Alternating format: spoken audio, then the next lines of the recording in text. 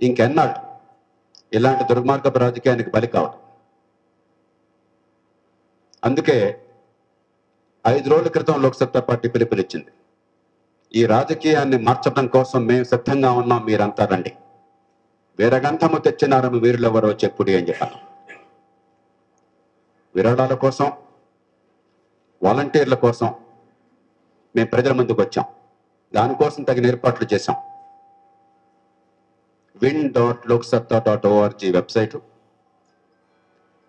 అలాగే 80993344 phone number. నేను చాలా సంతోషపడుతున్నాను.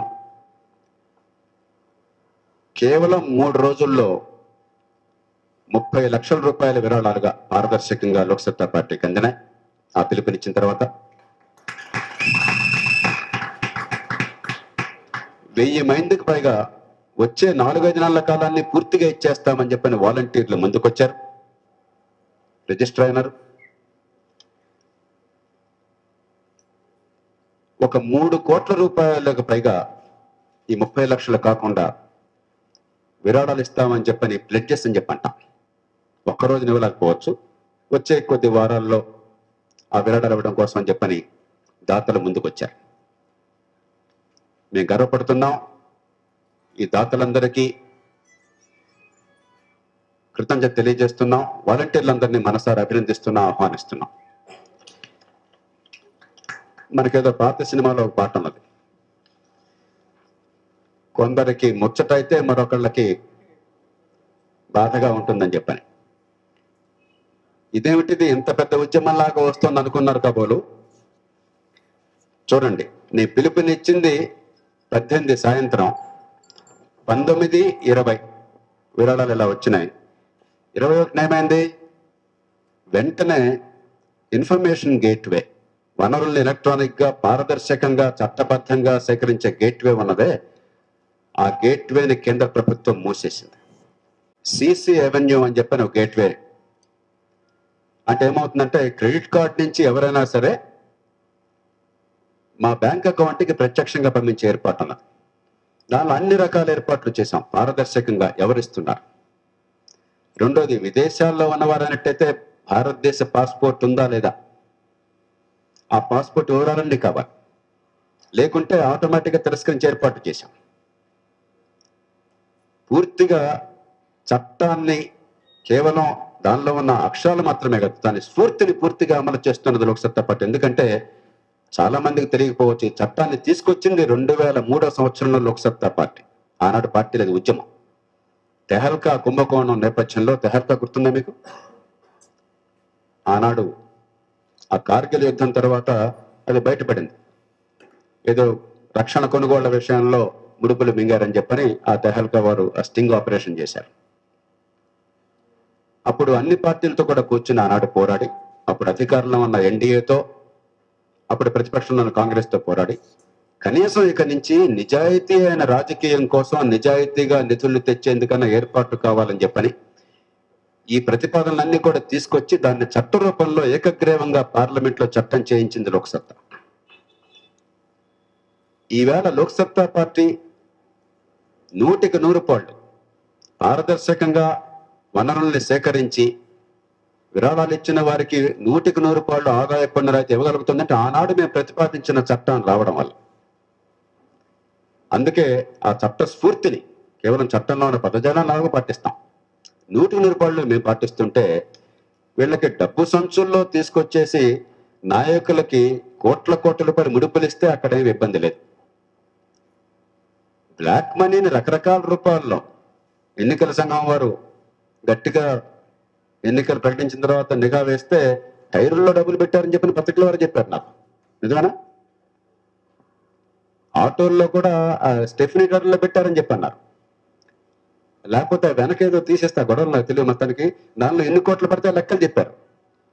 అంటే ఎన్నికల సంఘం అధికారులకు అప్పుడు ఏకే మహంతి గారు పోలీసు డీజీపీగా ఉండగా ఆయన పట్టుకోవడానికి ప్రయత్నం చేస్తే ఏం సార్ ఈయన పట్టుకునేది 1000 రూపాయలు పట్టుకుంటాడు అంతేనని చెప్పారు.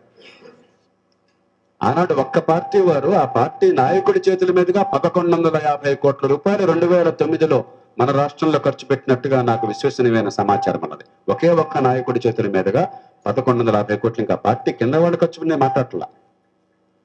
మరొక నాయకుడు బహుశా 900 కోట్లకి తగ్గుంటారు. వారి చేతి మీద ఖర్చు పెట్టిన డబ్బు ఎక్కడా లెక్కలేవు. ఇంకా ఏర్పాటు కాని పార్టీ పేరుతో ప్రతిరోజు మీ టీవీ ఛానల్లో గోరెత్తిచ్చేస్తున్నారు. 100 కోట్ల రూపాయలు ఖర్చు అయిపోయిందనో అవుతుందనో ప్రచారం ఉంది. ఇంకా ఏర్పాటు కాలేదు. నాయకులు ఎవరు రాబోతున్నా మనందరూ తెలిసినా కూడా ఇంకా అధికారికంగా ప్రకటన లేదు, ఆలు లేదు, సూలు లేదు. కానీ 100 కోట్ల రూపాయలు ఎక్కడి నుంచి వచ్చిన డబ్బు ఎవరు అడిగేవాళ్ళు లేరు. ఏమయ్యా ఈ ప్రకటనలు ఎవరు ఇస్తున్నారు, ఈ డబ్బు ఎవరు ఖర్చు పెడుతున్నారు అడిగేవాళ్ళు లేడు. ఎంపీ సీటు కావాలంటే 35 కోట్ల రూపాయలు నజరానా తీసుకుంటున్నారని వార్తలు వస్తున్నాయి రాష్ట్రంలో. ఆ పైన 40-50 కోట్లు ఖర్చు పెట్టడానికి సిద్ధమైతేనే సీటు రమ్మని పిలుస్తున్నారని వార్తలు వస్తున్నాయి మన రాష్ట్రంలోనే. రాజ్యసభ ఎన్నికల భాగవతం చాలా కాలం తర్వాత పోటీ ఉండే అవకాశం ఉంది. ఏం దొరుకుతుందో మనకు తెలీదు. ఇప్పుడే చాలా వార్తలు గొప్పను వినిపిస్తున్నాయి, పుకార్లు. ఎన్ని కోట్ల రూపాయలు చేతు మారుతుందో, ఒక్కొక్క ఓటుకి ఎంత అవుతుందో అని. ఇంత భయంకరంగా బ్లాక్ మనీ రాజ్యం వెళుతుంటే 100 కోట్ల రూపాయలని పెద్ద పెద్ద సూట్ కేసుల్లో, గోనె సంచుల్లో వీళ్ళంతా తీసుకొచ్చి ఖర్చు పెడుతుంటే దానికి చెల్లించినటువంటి ప్రభుత్వము, ప్రభుత్వ యంత్రాంగము నిజాయితీగా ఇదిగో మాకు విరాళాలు ఇవ్వండి, ఈ రాజకీయాన్ని పూర్తిగా మార్చాలి, సంక్షోభంలో పడ్డ తెలుగు ప్రజలకు ఒక మార్గాన్ని చూపెట్టాలి, పూర్తిగా కుటుంబాల వశమైనటువంటి రాజకీయ పార్టీల నుంచి ప్రజలకు విముక్తి కావాలి. కాంగ్రెస్ పార్టీ అంటే 5వ తరం.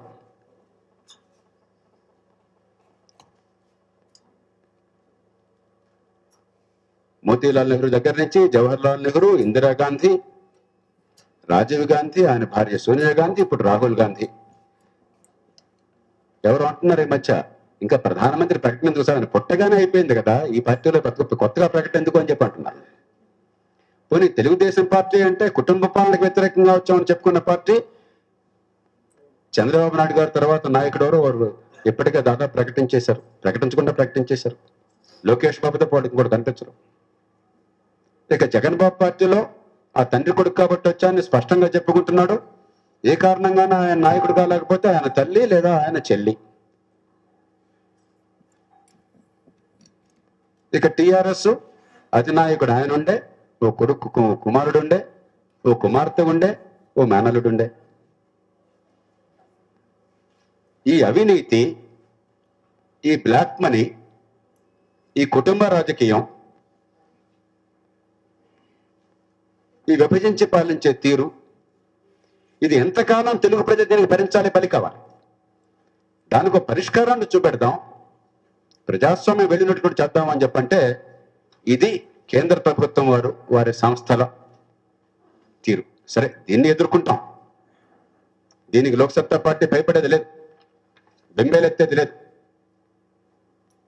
నిజాయితీ, ధర్మం ఈ దేశంలో బతుకుతాయి. వీళ్ళు ఎన్ని ప్రయత్నాలు చేసినా కూడా తాత్కాలికమే. వారిని అడ్డుకుంటాం. దానికి టెక్నాలజీ ఉన్నది, ప్రజలకి మనసు ఉన్నది, గుండె దిట్టం ఉన్నది, లోక్సత్తా పార్టీకి ధైర్యం ఉన్నది. ఈ దుర్మార్గాన్ని, అన్యాయాన్ని, అధికార దుర్వినియోగాన్ని స్పష్టంగా ఎదిరించేటువంటి శక్తి సామర్థ్యాలు ఉన్నాయి. కానీ ఏదో రకంగా ఆటంకం కల్పిస్తే వీళ్ళు బెదిరిపోతారనుకుంటే భ్రమ. వెంటనే కేంద్ర ప్రభుత్వాన్ని డిమాండ్ చేస్తున్నాం, ఇలాంటి పిచ్చి పిచ్చి పనుల్ని కట్టి పెట్టండి. నిజాయితీ రాజకీయానికి ఎప్పటికైనా మీరు అవకాశాన్ని కల్పించండి. ఇప్పటికే కేంద్రంలో అధికారంలో ఉన్న పార్టీ వచ్చే ఎన్నికల్లో, పార్లమెంట్ ఎన్నికల్లో 3 అంకెలకి చేరదని ఈ దేశంలో ఆబాల గోపాలం కూడైకూస్తున్నది. ఇప్పుడు చర్చ అంతా కూడా 60కి వెళుతుందా, 70కి వెళుతుందా, 75కి వెళుతుందా తప్ప 90కి వెళుతుందా, 100కి వెళుతుందా ఎవరు లేరు. ఇప్పటికైనా విజ్ఞత తెచ్చుకోండి. ఈ మధ్య కాలంలో చిలక పలుకులు పలుకుతున్నారు, అవినీతి వ్యతిరేకంగా కొన్ని బిల్లులు కావాలని. పారదర్శకంగా రాజకీయ పార్టీలకు నిధులు రావడం కంటే అవినీతి వ్యతిరేకమైన మార్పు ఏమిటి? దొంగ డబ్బు, నల్ల డబ్బు, అక్రమ డబ్బు, వ్యాపారంలాగా పెట్టుబడి పెట్టే డబ్బు, నాయకులకు నజరానా ఇచ్చే డబ్బు, ఈ రకంగా ఎన్నికలు జరిపితే ఎలాంటి నిజాయితీని మీరు పెంచుతారు? ఎట్లా మంచి రాజకీయాన్ని తెస్తారు? ఈ దేశ ప్రజలకు సమాధానం చెప్పే బాధ్యత కేంద్ర ప్రభుత్వం మీద, కేంద్రంలో అధికారంలో ఉన్న కాంగ్రెస్ పార్టీ మీద ఉన్నది. ఇలాంటి పిచ్చి పిచ్చి పనులు మానేయండి. గతంలో మేమెంత ఘోషించినా ప్రజలకి అర్థం కాదు, ఇప్పుడు అర్థం అవుతున్నాయి. కాలం మారుతున్నది, టెక్నాలజీ వచ్చింది, 24 గంటల టెలివిజన్ వచ్చింది.